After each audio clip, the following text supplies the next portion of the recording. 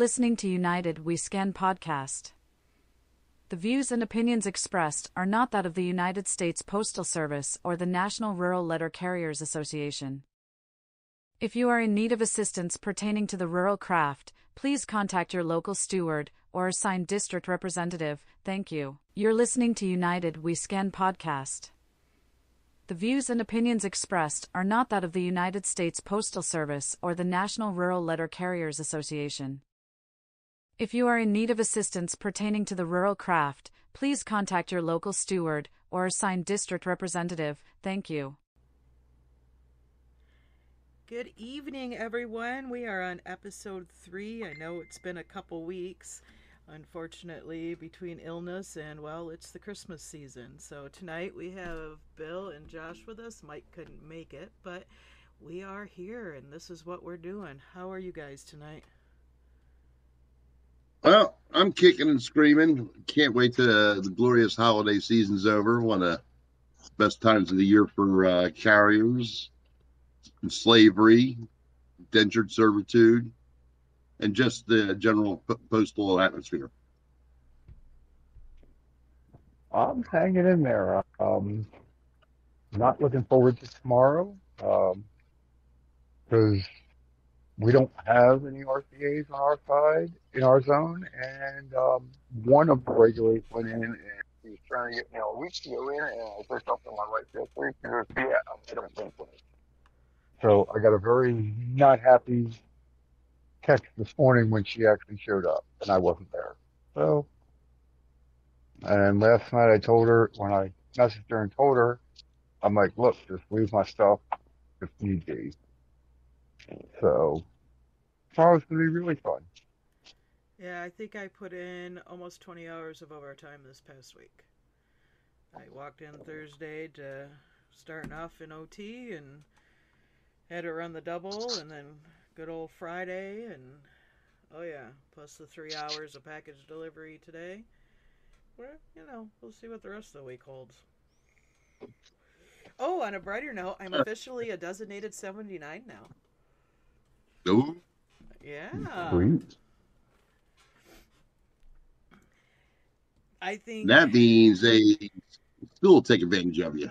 Oh yeah, of course, Yeah. I've had one The regular. only plus there is the sick leave. Exactly. I have one regular in my office. Well, two actually, both Tim and Matt. Shouts out to them that have been willing to assist when needed, whether that means they take my aux route while I'm on one of the bigger overburdened routes, or actually Matt took the aux route and came out and helped me Monday to finish off the route. So I'm going to give kudos to those guys because they are definitely team players and been helping out a lot the last couple weeks. It's been pretty crazy. We do have 2 new RCAs. One just went to Academy last week. However, due to Tim's accident almost a month ago now, his Jeep is still waiting to get fixed, waiting on the parts. So once he gets his Jeep back and I get my aux route LLV with the jump seat back, and then I can train the one new guy on the route. He has been actually coming in and doing some package assistance for us. He older gentleman, lives actually at the senior center in town. So it's just a retirement job. He's going to be on the J route. He actually 20 years Navy veteran, worked for FedEx for a little bit, so he's familiar with delivering packages. And so far, it's been interesting. And then we got one more that starts orientation, does that the week of right after Christmas. So that'll be interesting. Yeah, I've been pleasantly surprised. We have this woman, Kathy. She's in her late 50s, and she's been hanging strong. I thought she'd have bailed by now because of the physicality of the work, but she's hung in there. Of course, she's gotten onto the right side of the books in regards to saying how insane the post office is. So there's nothing left to the imagination for her already, and it's only been a week for her. So that's how scary the post office can affect your mindset. Oh yeah, he came in one Sunday and was upset that the load truck wasn't working on Sunday.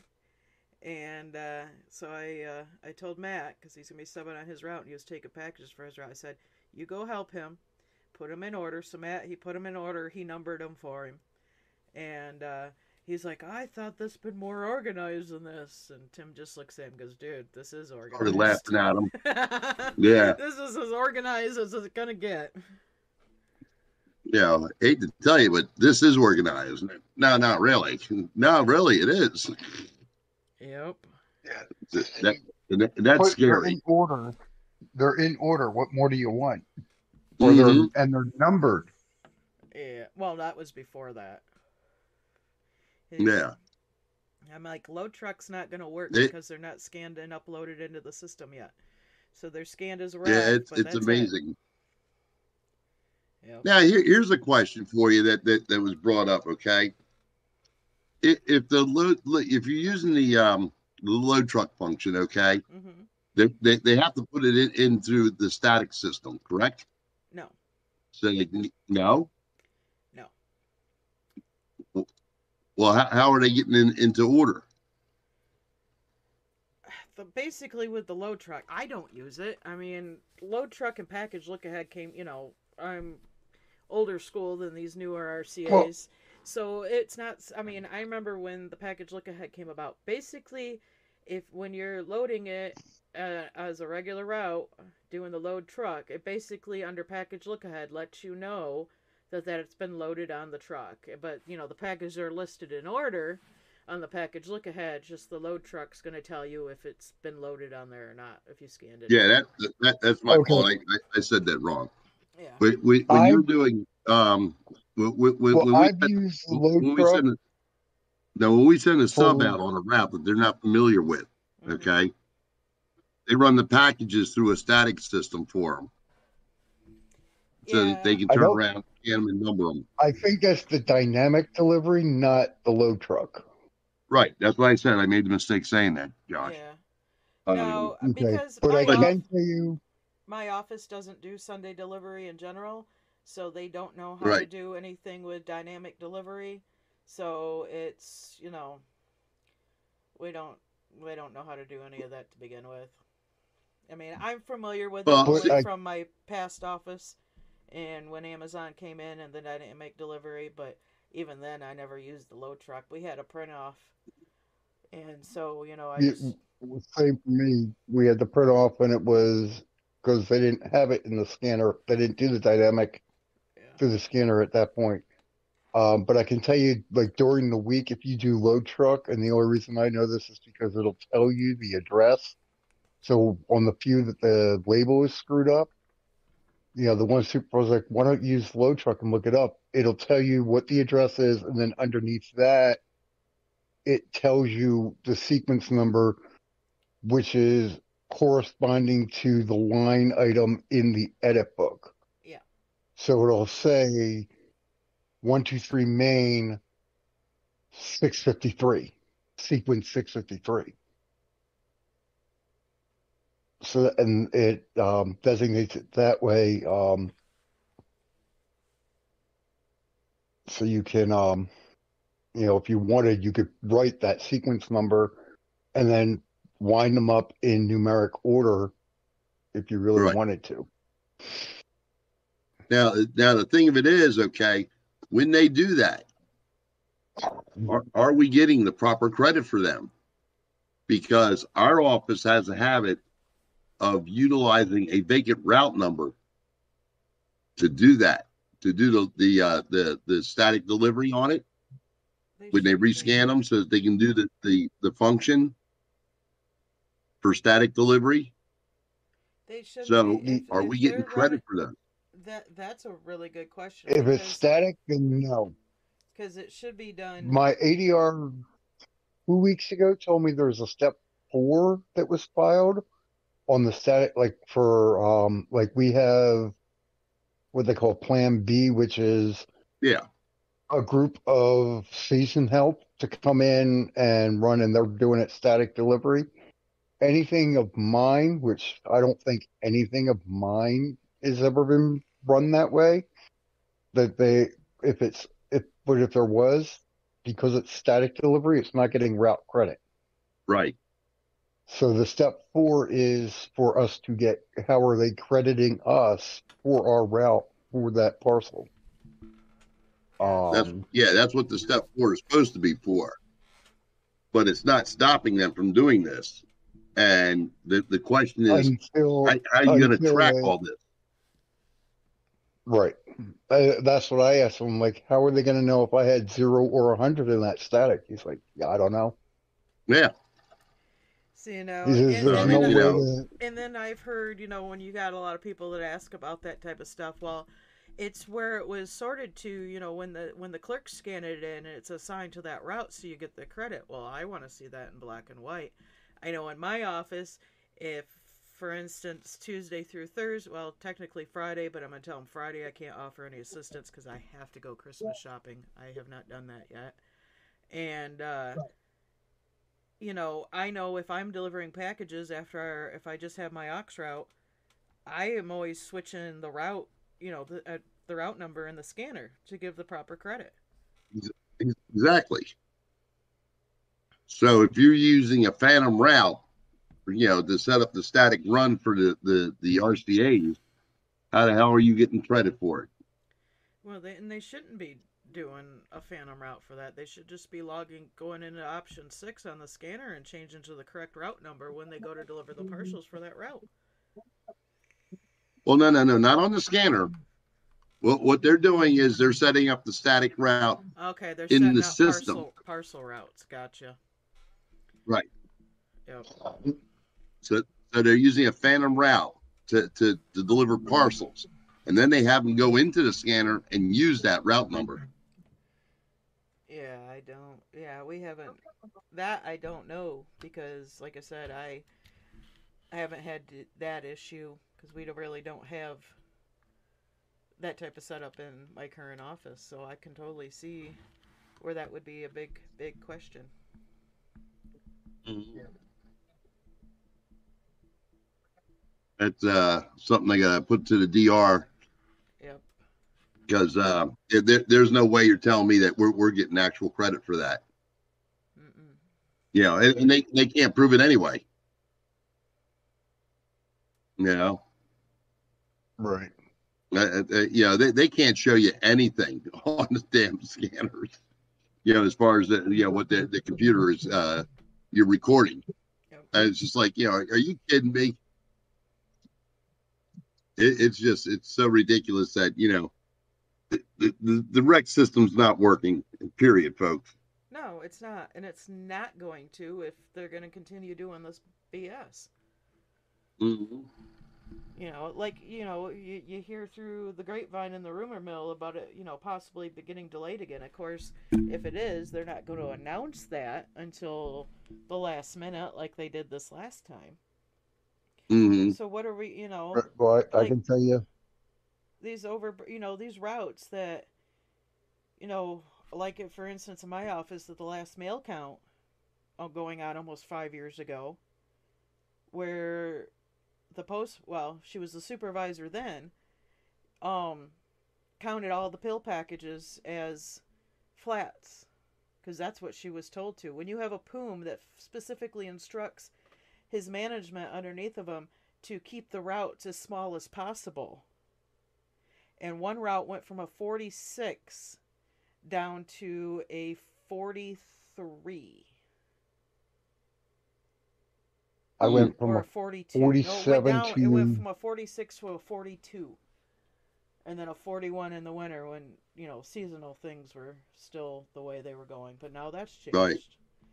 And, you know, we have the one route that's a 48K.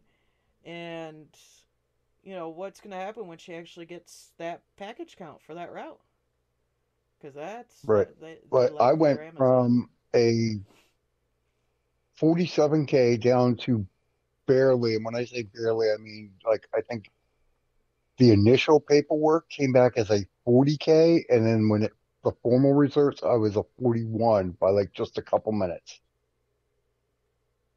just because, it was the nature of the beast of how, the supervisor was being as fair as possible, but there were still a few things. But that Well, was just what, 6, 7 hour drop?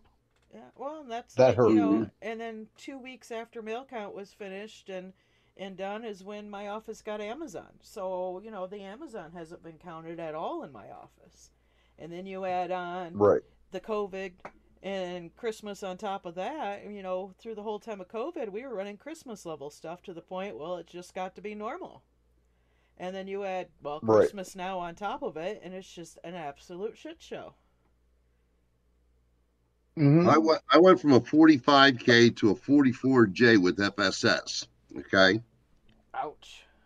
And at that time in 2018, I was averaging 52 packages a day. Mm-hmm. Now, during the regular period, I do 172 average. Well, that was like And with Christmas, it's over 300. yeah, well, that's like with my primary route, my only POV route. You know, they at the last mail count, she was 50, 60 packages on a heavy day, and well, 50, 60 packages is an extremely light day now. If we only have 50, 60 that day, wow, we're flying through that route. But Mm-hmm. Yeah. we've been breaking. We've broke 200 on that route this year. My office isn't my area is not as big or as busy as your guys's, so the volume's different. But Right. it's like the one day I knocked off on Matt's little 42J route. Those 3 days he was gone, I was hammered. I had 216 one day, 220 the next day, and 226 the day after that. And that's quite a bit for that little 42J. Yeah. And I only had to do one That's second job one day. This is going to be a killer of a week here. I mean, it really is. I just. Well, we went in, and the way Amazon's been dropping for us, they've always dropped on the afternoon for the next day. And I think this is the last day they drop for Sunday, because we don't have Sundays in our office, but we've been going in the last few. And so they'll drop on Saturday afternoon, and then Sunday they come in and do another drop. Well, when they came in for their drop today, they only had 2 skids for one of the 3 zip codes, and that was it. So Tuesday is going to be hell on those other 2 zip codes. Oh, yeah. Unless they showed up sometime between then and tomorrow morning. They won't. Nope, because the Amazon won't be back till tomorrow afternoon to drop. For Okay. Tuesday. Yeah. And it's not even Amazon it drops. It's a different contractor that picks up and then drops to our local offices. Right. All right. Backtracking just a little bit to when you were saying, the rumors about them delaying Rex again. Yep. As of a couple weeks ago, my buddy who works in ops said they're still pushing to get everything done for the January mini survey. So headquarters has not put out information on management side that they're delaying, if it is going to happen, as of yet. Oh, I should say as of a couple weeks ago. Yeah, it's just going to be a wait and see at this point. Yeah. Because, it's a lot of getting mapping updated and actually completed. Because I know I had to go back and remap for all my new stuff that I had activated because it was inactive in the when I went and did my initial mapping. Well, yeah, and as because it was still under construction. Yeah, we haven't done any additional mapping in my office yet. And so after the holidays and after I get the 2 newbies trained, I'm going to start pushing on getting that updated. We got the ADR asked me if the supervisor had gone out and put these new cluster boxes, parcel lockers, and collection units on the 4003 for this route. And I started laughing. And he goes, "What's so funny?" I says, "You'd have to know how to do it, wouldn't you?" It's like, well, they're a supervisor. They went to supervisor school for 2 weeks to learn everything. I said, uh-huh. I said, "You mean the lady who can't figure out how to put a schedule together? You're telling me this?" I says, "You got to be kidding me." No. I put my foot down this I don't past think we week. have anyone in my building now that knows how to go into RMSS and actually update the portables. Oh, I'm sorry. There might be the one supervisor who they told him he's the opening supervisor. He oversees the clerks, so he does the clerks and the zone that he works in. So, which is all city routes. So he can, but he won't. The rest of them are just idiots. I put my foot down this past week. There's plenty of them. Yeah, I put my foot down this past week. We and told them for this past Wednesday that I was just doing my aux route and I could do some package assistance if needed, but I had to go to my daughter's band concert. Absolutely, I hadn't seen and I was like, I haven't seen my daughter in 2 months because of this job. I am going to her first 6th grade band concert. And so I ran my aux route and I got back and I was like, I got these brand new case labels sitting here. And I'd already told supervisor, I'm going to wait till Christmas overtime since I'm getting paid hourly on my aux route.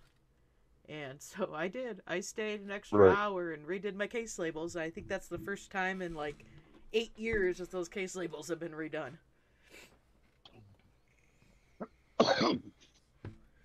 They keep trying to tell us it's supposed to be done every year. Well, yes, it is. I've been there 4 years, and I know they had not been redone in the 4 years that I've been there. So, yeah, they finally, I completely redid the edit book, changed some stuff around that needed to be fixed, and did the case labels. And, yep. It's like, I'm going to do it while I'm going to get paid for it. So I did. Well, we got an alert that because we're working so many hours that some people may not actually get paychecks Friday. Really? Because they're above the $5,000. And I'm like, okay, yeah, get ready to start cutting some damn money orders. And the worst part is they don't have to pay but nothing but 65% of your base. I know. Mm-hmm. Yeah. Well, what about all the overtime? Well, and I mean, it is the end of the month. Yeah, and it's the last, it was the last pay period of the year. The one year, yeah. Yeah, Saturday started pay period 1. Mm-hmm. So, and I do know, and it was confirmed by my DR that when you're making that much and you make over $5,000 as a regular, if you have direct deposit, they cut you a hard check because it's got to be verified, and I think it's over $2,000, 2 or 3 for an RCA. So that'll be interesting. Yeah, I have probably close to 30 hours of overtime on this next check. No.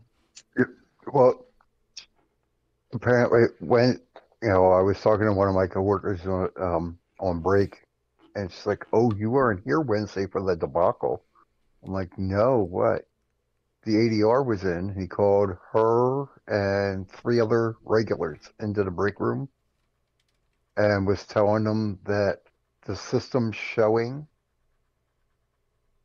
that they got overpaid. And she's like, for 2 pay periods, between 2 pay periods, she was overpaid $9,000. Whoa. Just for her. Like, how?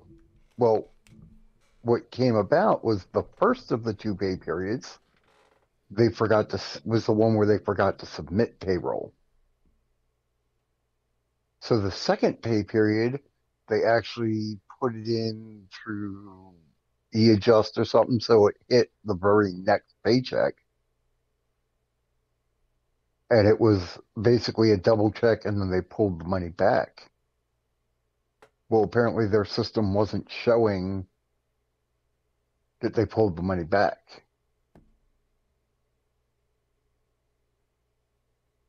Huh. So Interesting. it was With the post showing office. the pay advance and then two paychecks, a double paycheck in those two pay periods. Mm. And he already knew it, but he was telling them, look, this is what's going on. This is the amount. And she said, yeah, not one of the four of them, but someone in a different office, in a different station. Their number was like 21,000. Holy shit. Jesus Christ. That's, I mean, that's half of what I made this year. But it's like, how over a couple of pay periods can you get that much? Yeah, exactly. Unless no, you can't. But what the hell? I don't understand how they can mess that up like that. I really don't. Right. So, but the long and short of it was, he basically was telling them, look, this is what's information is coming down to me. If they send you a letter of demand, file on it right away. So they absolutely. can't start the drafting your from their paycheck to try and get it back. Jesus. I don't know. I mean, how much stupidity does it take to screw something up like that bad? Well, I mean, right? Here's the third guy we have, the third RCA, who is technically hired in September, starting as of Saturday. He went through his training and everything, but as of Saturday, it's been almost 3 months since he was hired. How does that happen? We're shorthanded, and they've got people in HR calling up postmasters to find out how to post a job. Well, part of the problem is when they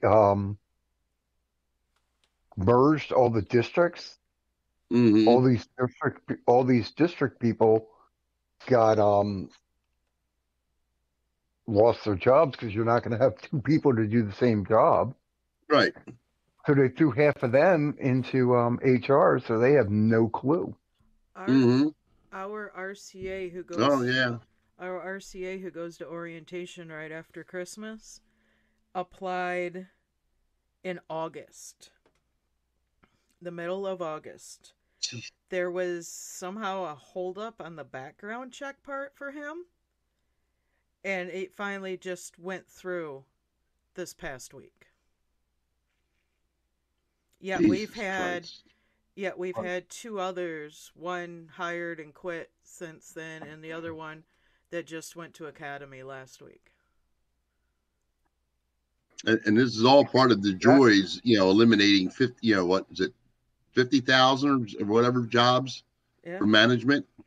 Mm-hmm. And they're getting pushed into, into positions they're unfamiliar, don't want to do, but they've got nothing left to do with their lives because they're postal orphans. They have to stay in the post office.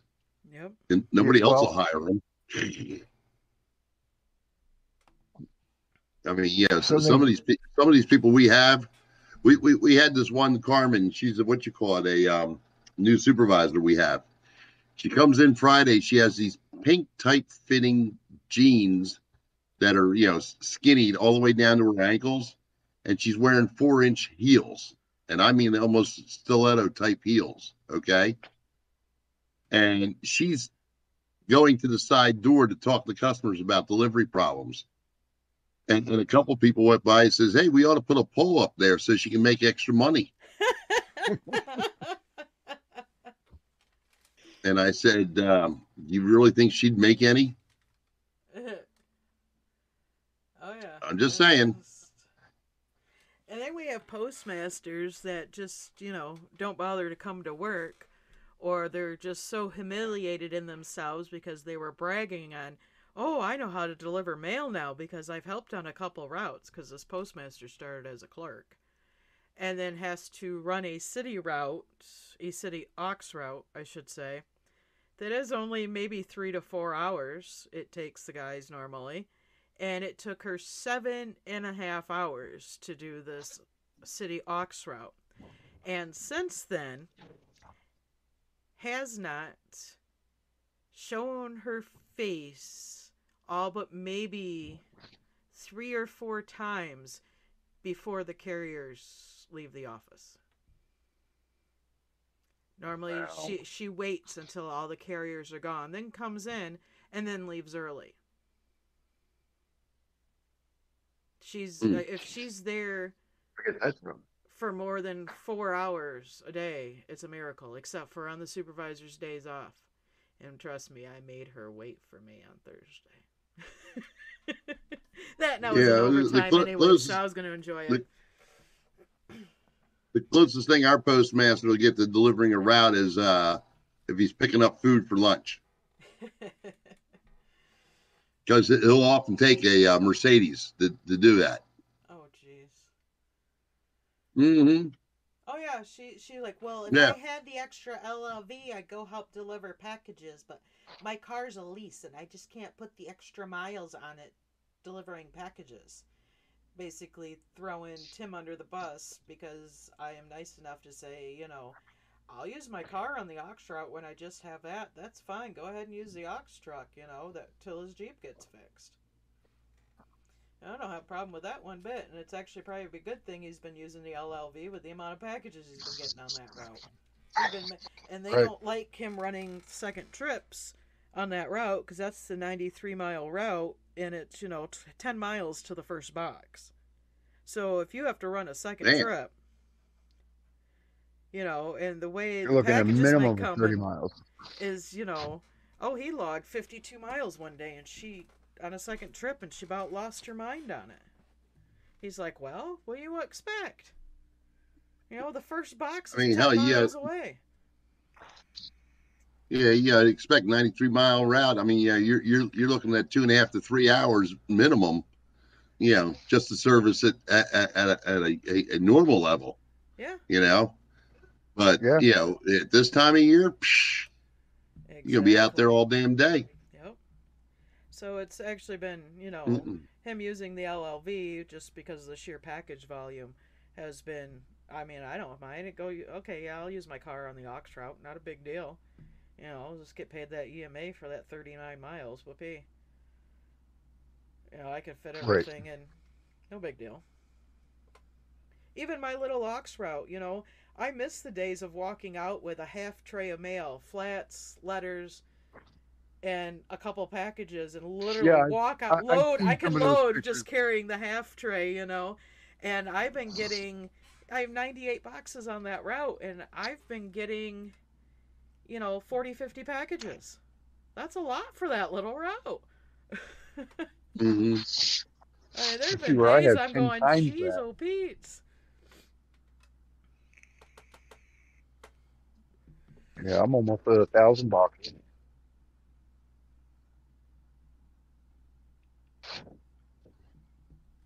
Yeah, I'm Unbelievable. I'll be glad when this is over.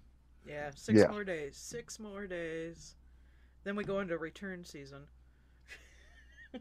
Mm-hmm. Which is, yeah. It's not as bad in my current area as I know in my old office, but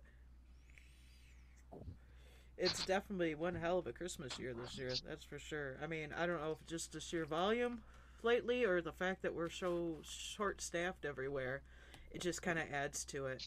Where you don't have, well, who's going to give me help? I'm the help, and I'm already running 2 routes, so sorry about your luck. You're running it on your own, honey. Yep.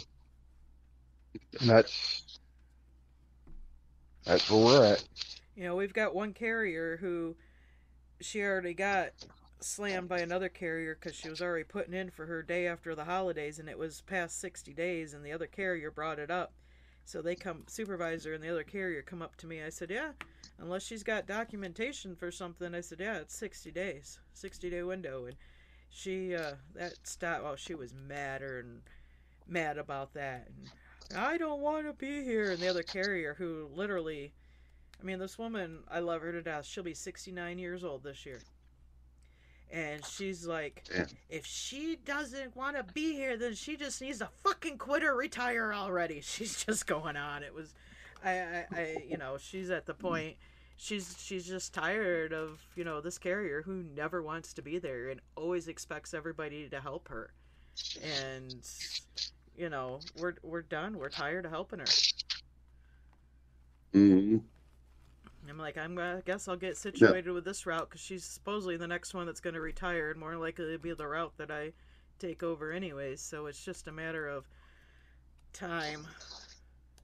But yeah, she's trying to wait until her 10 years are in this next summer, and she'll only be 61. So she's, you know, she's ready to go now if she could. I figure 1 year and 5 months for me, and I'll be out. Yeah. No, unless I turn around and you know, run again.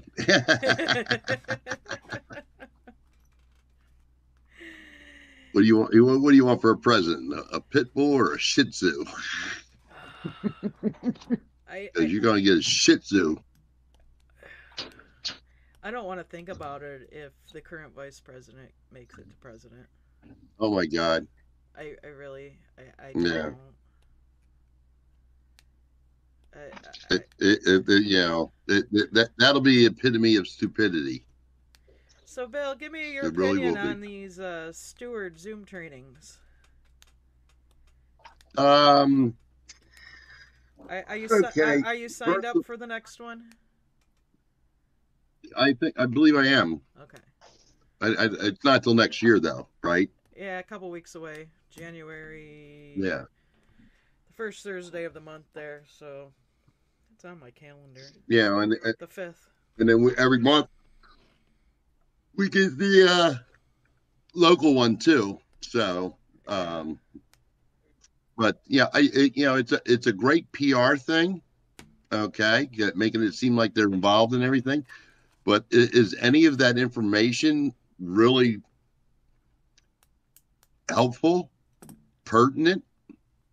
I mean, you know, yeah, and I got to watch myself because you know when you're sitting there making the what you call it, the any comments on there, it's like I can't turn around and say, well, I'm sick and tired of my DR, you know, Well, yeah, settling for language. Because your DR is right there, trying to help out. Right there, exactly. Oh yeah. So you know, like when I file a grievance for 2 120-day letters, and he settles at step 2 for language, and then you know just cuts and pastes the 120 letter article in the settlement. Well, what the fuck? Well, what incentive does that have to have management abide by the contract? None whatsoever. How much money did we get out of it? Nothing. You know, for over 8 months. How many So- RCAs are getting pushed through and hired? None. None. Yeah. You know, and we're in the Philadelphia district, okay? So Josh will tell you, what kind of people we're getting, Yeah. you know, from the Philadelphia district. And, you know, it's just sad. It's, you know, the one guy, you know, well, don't they have a direct bus from Philadelphia to here? No, you know, it's Nope. 30 miles away, you dumbass. You know, the best thing you do is, you know, catch a train to, you know, like Malvern or Paoli, and then, you know, get an Uber or something, because if you have to wait for a bus, yeah, you'll never get there on time. I just, like I said, it's a great PR tactic on their part, but I don't think it's really doing anything that is substantially useful to us. Some of the topics that we were discussed too, especially with what's her name? Who's our damn DR now? Or steward relations, Bridget. Bridget's direct labor relations. You're thinking of What's her name? Shirley Baffa. Shirley Baffa. And I'm sitting there going, like, are you kidding me? I mean, folks, we already know that this is basic stuff. Why aren't you giving us something, meaningful that, we can actually use? We need the meat and potatoes, not the green beans. And the problem of it is that, if you're going to present me, a situation, don't just give the answers. Walk through how you got to that, situation. Okay, walk me through your line of reasoning and thinking in regards to how to approach a grievance and how to settle it. Give me your reasoning and your line of thought and your questions, what you're looking for, and everything else. Just don't pop it out there and say, well, this is what you do. Yeah, how'd you get there? I know what you do. I know what you're going to do. Tell me how you arrived there. And in the next one being for the step 1 meetings, I'm really curious. It's like, so why can't you give me an example of a hard grievance or something that really, a difficult grievance? Put an example of, I don't care if you change the names and locations, that's fine. Yeah. But give me a real example of a really difficult situation and a really difficult grievance, and what the steward had to collect, and where they went with this, and how they came to the settlement. I want to see that type of stuff. As a local steward, I want to see, how do I approach these really tough grievances? I want to see examples on building, a case on a hostile work environment, or on, something of that nature that is just these things that some of these carriers and these offices are scared to file on because they're scared of retaliation by management. I want to see, as a local steward, how I can fight this and nip this in the bud for that office, Right. Mm-hmm. And unlike yourself or me or most experienced stewards, and there probably are experienced stewards that are still scared. Okay, we don't have that problem, in regards to being intimidated. We create the intimidation. We don't suffer it. And the problem of it is that a lot of these people, that, like I said, if you don't explain the line of reasoning on how you approach a grievance and the questions you ask and everything, they don't understand. And then they turn around and they push up to step 2, and then they get, basically bitch slapped by the DR or ADR in regards to how they should have done it. Well, this is the training that you need to do before you put them out there. Yeah. I think it should be that's what you need to do. Part of the steward training. But but they don't do it though. Mm-mm. And they keep bringing up the steward, pocket guide, which is great. But you put an updated version out, and mine's still from March 2018. And then we get the answer of, instead of sending a new one out to every steward, we get the answer of, oh, you can download it off the website. Right. So do I bill you then for my paper and ink for printing it out so I have it available to look at?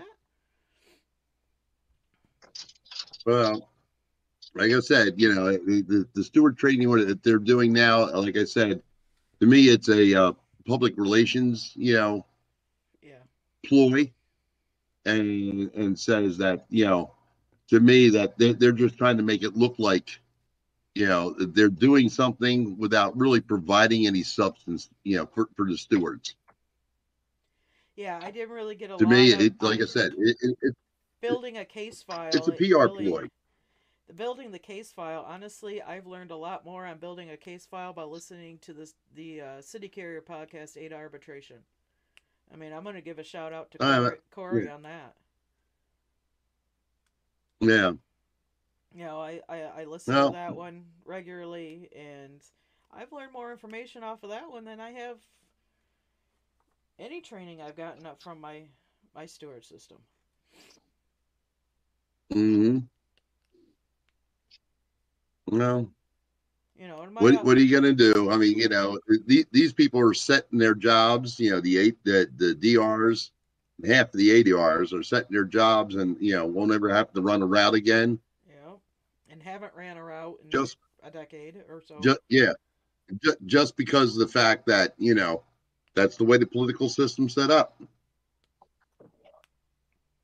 And you know, that's the problem with our union. You know, all it does is it's a self-sustaining monster. It's a leech on the craft because of the fact that, you know, you can't get these people out of there. Mm-hmm. And BAFA is part of the problem too. I mean, you know, is she any good or not, or is she riding on her her deceased husband's name when she got the position and everything? Well, yeah, I would agree that, you know, she has risen through the ranks on his name and all. I don't know her real background in regards to prosecuting grievances and, you know, settling cases. Step two, we all have the background information as far as, you know, oh, I've been on this committee, I've been on that committee, what have you actually done for the craft? That's what I want to know. I don't want to know all the other bullshit you've been appointed to by your peers on the national board or at the state level. I want to know what you've done for the fucking craft.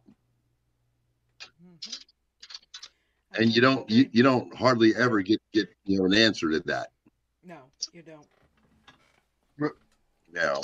You know, and I can tell you, when I was a steward and she was our area NRO, I personally didn't have any, you know, personal dealings with her, but I know some of the things that came up that she ended up getting involved in were taken care of. So I know she was, in that aspect, actually doing something. Yeah. I mean, you know, in Pennsylvania, I've got enough people complaining about the ADRs and DRs in regards to not, you know, following up, not filing, or saying that you have no grounds. And I'm sitting there going, well, hold on, I'm just a local steward. But, you know, I can cite you 5 examples whatsoever around the top of my head in regards to having grounds for that particular grievance. So, you know, how come an ADR and a DR doesn't? Well, that means they'd have to work, wouldn't they? The same way Mike Swain turns around and, you know, he hands these things back to me, step 2 settlements, that, you know, nothing is resolved, and it's just a matter of language. Oh, well, I got your fucking language. Stop giving me fucking language. Mm-hmm. You know, pay me the money. Give me a penalty against management that'll prevent them from continuing this practice. But that's not what you get. And that's what, you know, that's where I say, we you know, it's a great PR stunt in regards to, you know, having these steward meetings, okay, the Zoom meetings. Mm-hmm. But give us the bread and butter to it, you know, give us the meat. Don't just, you know, throw some whipped cream on there and say this is how you do it. You know, it's all done. Topping, everything's there.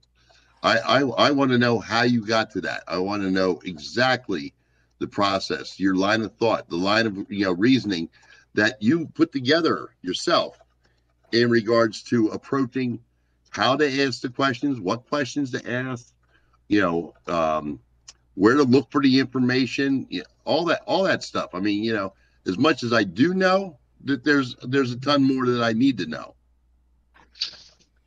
Yeah, and I mean, you know. Yeah, give me some meat. How many times? How many times have you turned around and you know the answer, you know something to a grievance, and you can't put your fingers on it and all that?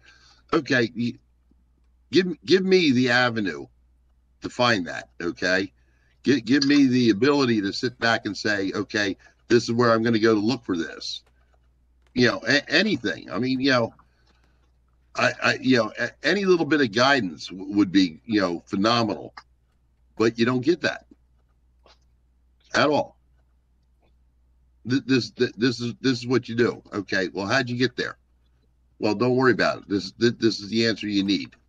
Well, I need to know how you arrived at that answer. Yep. I need to know what your line of reasoning was in approaching it in that fashion. I need to know, why you would go like there's some questions that I wouldn't think to ask, because to me it's so common sense. But yet, if you don't ask them, it doesn't set up the next question, which is the one you need to be answered. Yep. I mean, have you ever had you go to a step one meeting and you go through and you settle it and it gets pushed up and then you say, God, I should have asked this. Oh, I should have asked that. But it didn't occur to you because, okay, to you, it's common sense. But that's not how this works. And that's the frustrating part, is that, you would think that if you ask a question, and it's basically black and white, okay, that it should garner the answer, the response, and the settlement that you're seeking. But you didn't ask the right question at the right time, in the right situation, and guess what? It's going to get thrown out. And that pisses me off, because it's like, damn, why didn't I think of that? Or why didn't I do this? Or why didn't, but that's part of the learning curve. And the learning curve could be greatly enhanced if you give me your line of reasoning on how you do things and how you arrived at a situation or arrived at a discussion in regards to how I got there. Okay, I want to know how you got to a certain let's say diverging in the road when you're asking your questions. Do I go to the right? Do I go to the left? Do I go straight to the subject? Okay. Are there, auxiliary explanations or excuses or definitions that I should be looking for in regards to eliciting the right response I want to win this grievance? There's a lot more to it, and they don't even scratch the surface on it. Well, like in my case, when I was a steward, there was only three rural routes at the time. Plus, it's one RCA, so there's 4 of us total, including myself. It was a year and a half after I was certified before I had my first real grievance. Mm-hmm. And I called the ADR that I was under at the time. And I'm talking to him, and I'm like, is there any way you can come and help me? He's like, well, you have to get the DR's permission, because I don't think they're going to pay me to do your job while you know that you're supposed to be doing. Right. I'm like, luckily it was a slam dunk, and the situation with with the RCA, the one supervisor was more pissed off about the situation than the RCA was. So he pretty much he had to get district approval for monetary, which ended up being 0.8 click, Right. which is what, 48 minutes. Mm-hmm. You know what I'm saying? Pay her for 48 minutes. Yeah. So it ended up. Yeah. How sad is that? 48 minutes.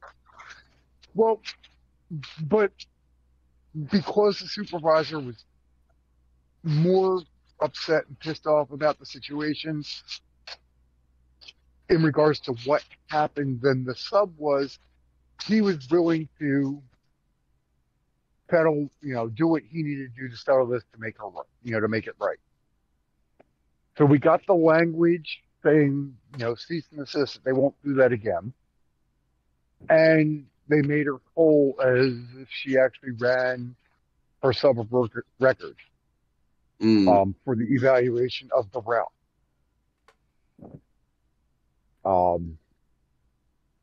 Rather than, instead of the 8 hours, it was 8.8. She should have gotten.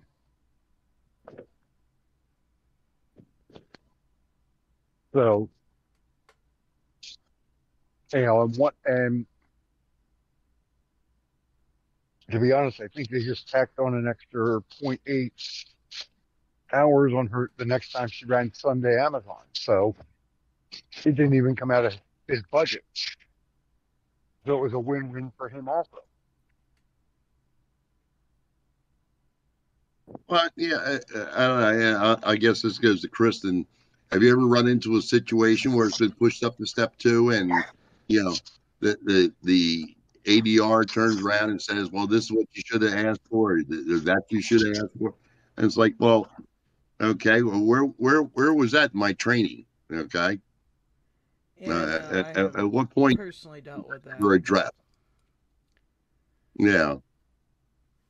I mean, to me, it's kind of obvious in certain situations, and it's like, well, folks, I mean, really, you could have done a lot better on this, situation if you'd just, basically gave me, the insight, and it's not like handing you the answers, but explaining how you got there. That's more important to me than just saying, well, this is where you look it up at. Okay, that's fine and dandy, but that doesn't do me jack shit, in regards to, developing my train of thought, my line of reasoning into developing the questions that I need.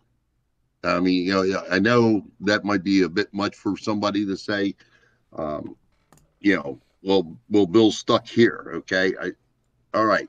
Because my mind works differently, and I assume that common sense is a given feature of life, but we all know that's not true. Sense is not that common. Yeah, the common sense. And we do know it's the but if it makes sense, they do the opposite. Yeah. And Bill, I'm going to use the analogy for what you were just saying. It's like in elementary school, in math class. 2 + 2 is 4. Well, don't give me the answer. Show me how you got it. Yeah. I mean, telling somebody the answer is not teaching them anything. And and it was, someone had put it to me later on. Well, writing out and showing the process of how you did the simple math is how you're going to be able to work the harder math. Right. So showing me how to work on this particular case, how you got to this resolution step by step on how you got to the resolution for the simple case is going to help me when I have that complex case. Mm-hmm. Because I'll be like, oh, that's right, I did this, and they did this, and this, which then, allows you to actually and that's what I'm saying. You need that guidance on, like I said, explaining the mindset, and it is a mindset of how you arrived at a certain line of reasoning, deduction, you all the things that you need to do to make sure that you are, basically, doing it right. I mean, sure, it might seem, kind of, ordinary for you or easy. But we're not familiar with that line of reasoning. We're not familiar with the chain of thought that you use to approach a situation. I know the ADR in our office. He'll turn around and file a grievance, and he'll say, including but not limited to these articles, and he'll put all kinds of unrelated articles in there just to make it look like he's done the work. And he explained to me that he does that just to confound them because of the fact that they're not sure whether or not they violated the article or not. But if you have a bunch of them lined up against them, they think they've already done wrong, and they usually settle for it. I'm like, okay, what happens when they look into it? Yeah, exactly. What happens when you get that one supervisor management that actually does their research and sees, wait a minute, I didn't go against this at all. Yeah. So why are you trying to I didn't violate this article, yeah. And so say blanks with bullshit. Well, if you can't dazzle them with brilliance, baffle them with bullshit. And that's what he does. I mean, to me, okay, if that works for you, all right. But I can't do that because of the fact that, I can't then turn around and support those arguments at a step one, grievance. Yep. And if I can't support them, then I really look like an ass, don't I? Well, you look like an ass anyway. Well, yes. That's okay. But in regards to actually winning the settlement, I don't want to look like an ass, going in there and trying to push fucking the agenda that has no merit whatsoever. I mean, I hate to tell you, but I do have some scruples. If it's, I could understand throwing an article in there if it's something that potentially, depending on how your investigation goes. Yeah. All right, it might be, but as you're in, you could always just not, either amend it to remove or actually find where it does coordinate with. Just to say, and I'm just throwing Article 24, you violate Article 24 is like, wait a minute. What does them refusing to follow an order have to do with union, being off for union work? And I'll tell you what, that still takes me back to the ELM when you do 665.15 about following an orders and grieving afterwards, after the fact. And I'm still sitting there arguing with that one. Is that like, well, hold it. This is not a matter of questioning an order. This is a direct violation of the contract. There is no question to it. So am I really mandated to follow that direct order if it's known to be a direct violation of the contract? And I say no. I say, you shouldn't have to follow a direct order in that situation. And I'm willing to put my job on the line and test that theory out. Now, I'm waiting for the day that comes up, because I will put my job on the line for that one and say, sorry, I carry that in my backpack every day, just so that if it ever happens, I'm gonna pop that up and I'm gonna argue and say, well, then if you think I'm violating that, then EP me. Because that's what it comes down to. You're not questioning an order. You're challenging that. The fact that they are knowingly violating a direct order, a contractual amendment. Yeah, and it's funny because the one idiot turned around and said, "Well, I'm not violating a direct order. This is just a matter of a MOU." I said, the MOU is contractually, part of our contract, that it has to be, obeyed just as if it was written in the original contract, it's an amendment.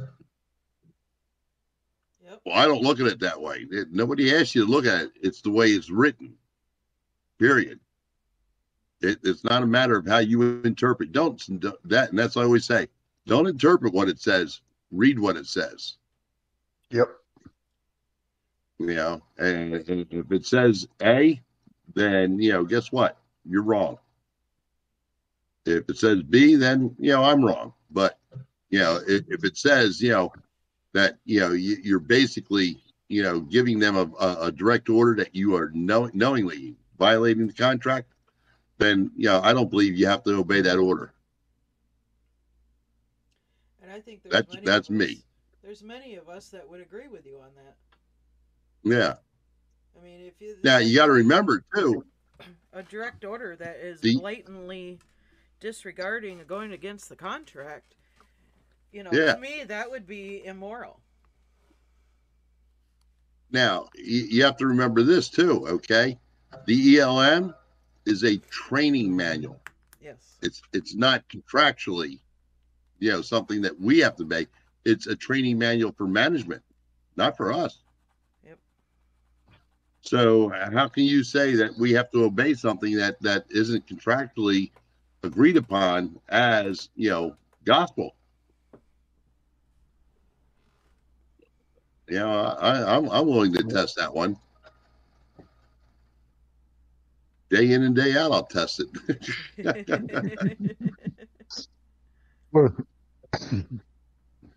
Oh, on a brighter note, that settlement for the RCAs for their delayed leave earning that was supposed to go in effect back in September, and then right. they settled to the $80 per pay period. Actually showed up. Yeah, actually showed up on this last page. Oh, it did, huh? Yes. Yes, I noticed on a lot of the Facebook groups, all the RCAs going, what is this grievance settlement? $160 or $80 twice, and everybody's like, some of them were completely clueless, and the rest of us are like, yeah, that's from them saying, oh, sorry, we couldn't get your leave set up in time. Oh, by the way, that's your union working for you. Yeah. Whole up $160. Yeah, all $80 of it. And then after taxes, it came out. After taxes, it came out to like $52 and change each week. So, $104. Well, they'll take that. That's $100 that you didn't have before. Granted, the leave probably would have been nicer for if and when you can ever take it. Yeah. But the funny thing, what makes me laugh about that was when they put it on the website, or when they posted that, you see labor sent that to the NRLCA. Yeah. Sent that to the union as basically, hey, we screwed up. This is the settlement that we're going to give you. Yep. Please sign an acknowledgement. Yeah, there was no grievance on the union side, but it was management coming and saying, right. Hey. Management's the one that came to us and said, hey, look, we screwed up, so at least they owned their shit. For a change. And I know, Kristen, your stance on it was they had 6 months to do it. There shouldn't have been no reason they couldn't. And I'm not disagreeing with you. But the fact that they actually came to us and said, look, we screwed up. We'll pay everyone $80 a week, $20 an hour for the two pay, $80 a pay period. So, yeah, $20 an hour per hour of leave, which is 4 hours is $80 a pay period. Which is kind of funny now that the pays adjustments have gone through. Is actually only 6 cents less than what they're making as an RCA now. Exactly. I kind of laughed with that too. Yeah, funny how that worked out, huh? We're making $19.94 an hour. Woohoo! Yep. He Wow. actually earned on this one. It was Yeah. in your benefit. Ooh, a few pennies there, yep. Mm-mm-mm. A whole whopping What's that? 48 6, cents. 12, 20. Yep. Which, See, they just took there's in that taxes anyway, so. such an ingrate. I'm telling you. Oh my. But You on the think you'd be plus, dancing in the this street check by now? Friday, this check we're getting Friday should have my step increase on it. Ooh. I should have Mm. almost 30 hours of overtime on this check, too. I'll know tomorrow night after I get done. I'll be able to Yeah, look. I won't. I won't. If you include this past Saturday, which was my K day anyway, then it was 40 hours total that I worked. Slacker. Approximately. Slacker. Well, I Hey, I'm not had a working anything more than I have to. I I don't had an want to. I don't extremely need to. severe case of glaucoma on Wednesday. So This past week, there's only 2 routes in the office I didn't run. I'm running one of those tomorrow. slacker. I'm running one of those tomorrow. Well, there you go. Yeah. You have the other 4 days to get the rest of them.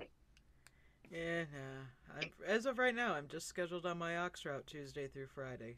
I know that'll. Wow. I know once a couple people look at the schedule, they'll change that. That's why I'm gonna go in tomorrow and saying I'm only running my Ox route Friday, because I have to do Christmas shopping, and I won't be done Saturday Right. running the double in time to do it. I have done none, so.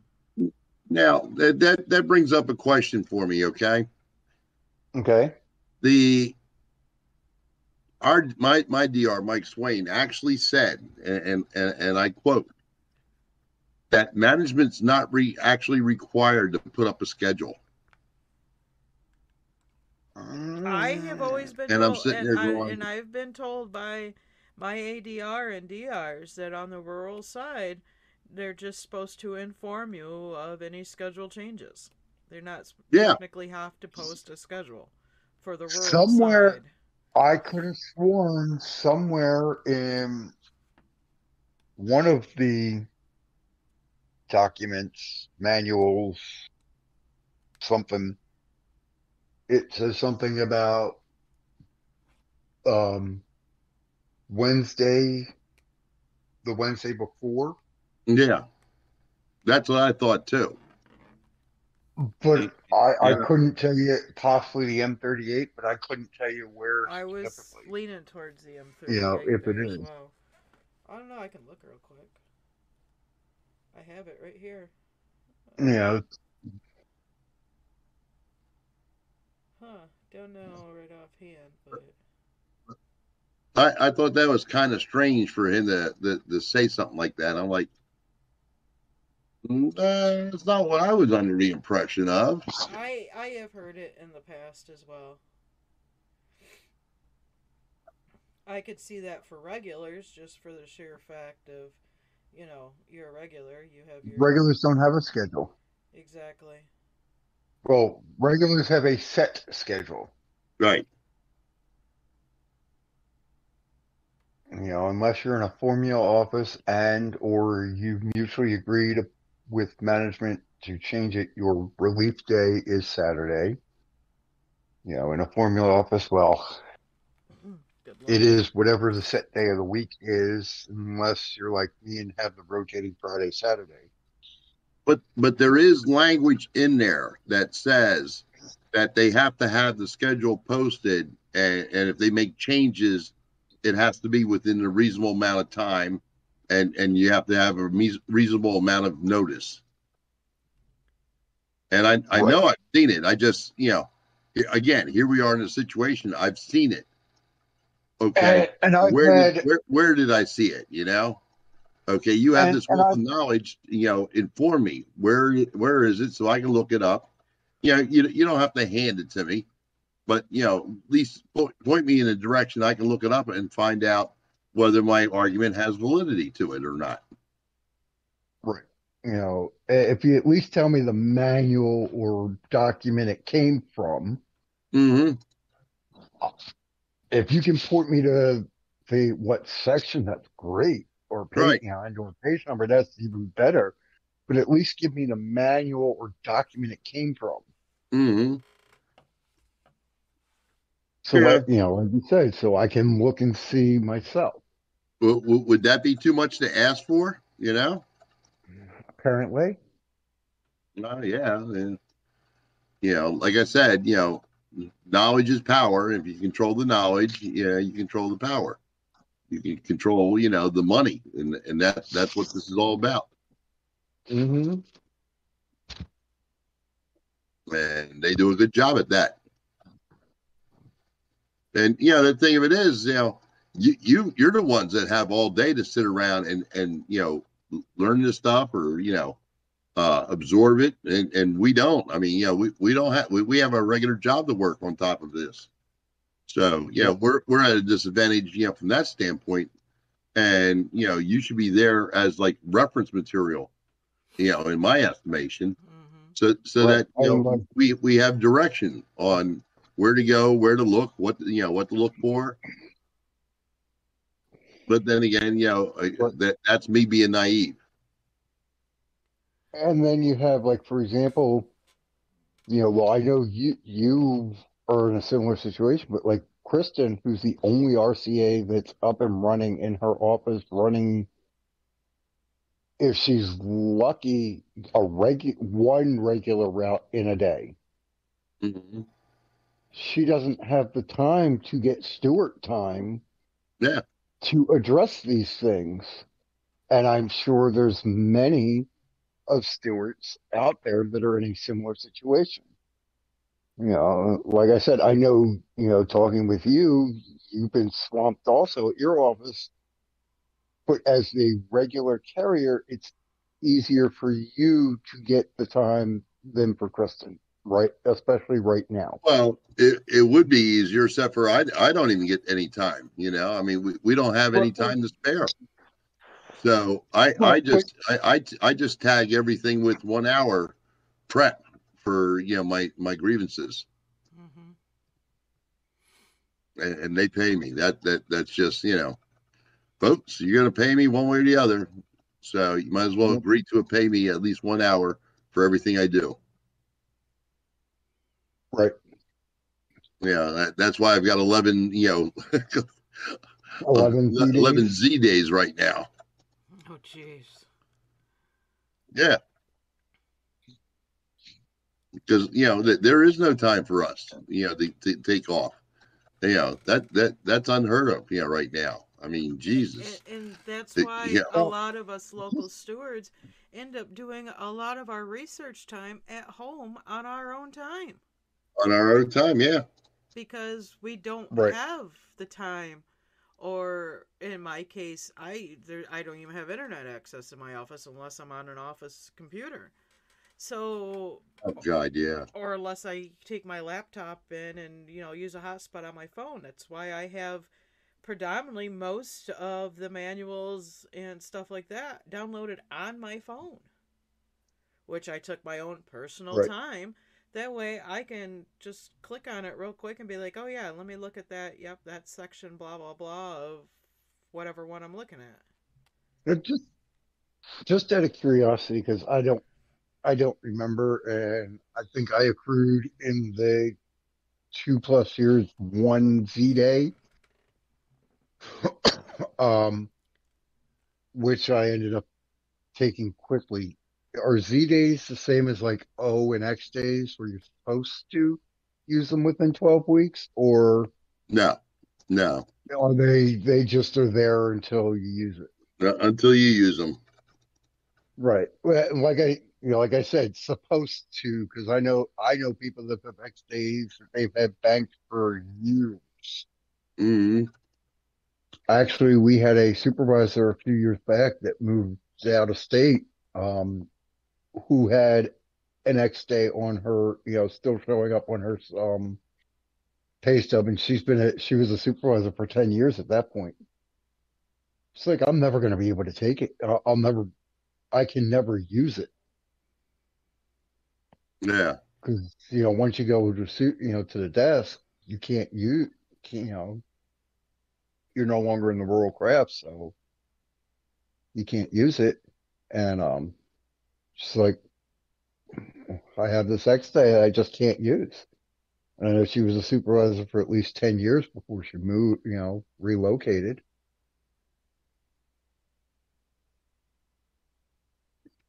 Jesus, it's not after 9 already. I know. Is No, there I anything else don't we wanted have. to? Going back to the scheduling, Article 30.1.d in the contract just says schedule is responsibility of employers. Schedule should be realistic based upon the receipt and availability of the mail. Rural carrier will receive reasonable advance notice when the schedule is to be changed. What's that? Just says 30.1. yeah, it just says the carrier will receive notice of the change no later than the Saturday of the service week preceding the effective week of the change. I've looked at the M38 and everything else, and all it talks about is the daily, evaluation schedule, leaving, 20 Right. minutes within your depart time. Daily schedules should be established to coincide with the daily evaluation of the route, adjusted periodically as required. Yeah, there is nothing. I have yet to see anything in writing that says something is supposed to be posted by the Wednesday prior or of any of that. As far as I know, and then, like I said, what I have heard when it comes to schedules, it's basically there technically isn't a schedule for the rural side. Yeah, even in the 603 is still talking about the daily evaluation times. Mm. And start times for schedules. Yeah. I don't know if that was just a spoken thing, but I have yet to see it in actual black and white. Unless it affects a different craft, and they just something that they carry over to everybody. Here's a step 4 from 2005. The issue of the grievance concerns whether management is required to provide a leave replacement employees reasonable notice when work assignment changes are necessary. Parties agree scheduling is responsibility of management, except in emergency situations. Management deems it necessary to change or modify intended work assignment of a leave replacement employee. Management will make reasonable efforts to notify employee in a timely manner. Yeah. So that's kind of confusing. You have to have a schedule, but you don't have to have a schedule. You have to give notice, but that's based on if you're changing it. So does that mean you're supposed to have a schedule? What? Yeah, there's really. Do you, don't you? Yeah, I don't. I'll try and Honestly, do I have some not homework yet and to see see if I can anything in find out. black and white about that. Mm. But all right, guys, we'll go ahead. It's after 9:00. We'll wrap it up for tonight, and I know we all have tomorrow's Monday. Yay! Yeah, I'm gonna try to get in early tomorrow. Do a partial run. No, we did our parcel runs this afternoon. So basically, all I have tomorrow for my ox route and the 48K that I'm running is whatever the post office brings, because we unloaded practically all the Amazon except for some smalls, and I even went through the smalls this morning, and if they had something going out with a bigger package, I took it right out with me. So whatever the post office decides to drop off for me tomorrow is what I have. Yeah. Besides the one lady going off of hold who already has 10 packages, I wish I could have delivered them today. This woman is notorious. She goes on hold like every other week and just orders constantly while she's gone. That way when she gets back, there's a stack of packages lined up at her garage for her. And then she has a talking we have a talking security system, so if you hit it just right, it talks to you. And you know how many times me and the regular have wanted to turn around and flip it off or say something back? We got a carrier. He's got 3/4 of a hamper sitting at his case. With packages for this ladies on hold, and it's like he's gonna have to make a trip just to drop her stuff off. I know. Right. So on that note, Ridiculous. let's wind it down. Any last thoughts there, Josh? Just it's that time of year. Be safe. Watch where you're stepping, especially if it's getting later in the evening. Don't get overwhelmed. If you do, take a step back, take a breath, step back in. Um, one more week, people. One more week. And I'm not saying it won't happen, but I'm guessing at this point we'll talk to you after New Year's. Yeah. Yeah, I think we're gonna wait because next Sunday is Christmas, and I know we'll all be Following spending time Sunday with is our New family. Year's. And the following was New Year's, so we'll call it good for a couple more weeks, and we'll start back up after the New Year. Bill, your final After thoughts New tonight? Year's. Yep. Oh yeah, both of you, Mike, Benjamin, everybody, enjoy the holidays with your family. Let's get through this week. A few days off, to recuperate, and like you said, then the returns start. Yeah, return season. Oh God. Oh, but be safe out there. Take care of yourselves. Look out for each other. Look out for the elderly. Especially this time of year. They're homebound, and be safe.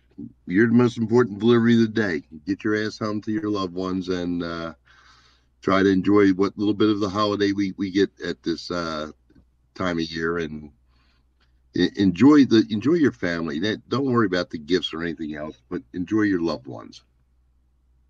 Absolutely. Yep, like I said, 6 more days of holiday hell, and we will talk to all of you guys in a couple weeks. I want to wish everybody out there a Merry Christmas, Happy New Year, stay safe. If you're going to go out and celebrate that New Year, please have a designated driver. I definitely need to deliver yourself back home after the holidays celebrations. So on that note, we'll be back in a couple weeks. Everybody take care. Night all.